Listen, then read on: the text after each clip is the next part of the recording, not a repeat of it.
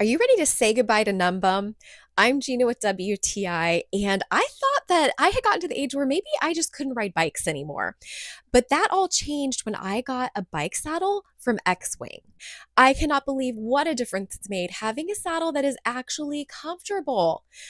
I can definitely attest to the 5 different zones that they target in order to make your ride the most comfortable possible. So here you can see me riding the trekking saddle. Now we also tried out the city and the mountain biking saddle, and we feel the same about all 3 designs. This has memory foam. You can see how squishy it is. I had no chafing, no excess moisture because of this lovely ventilation area.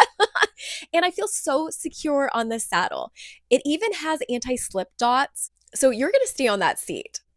We put these on hybrid flea market bikes that we picked up, so they're compatible with basically any type of bike. I am beyond thrilled with these bike saddles. They have got me back biking. I think you're going to love them as much as I have, and that's my point of view.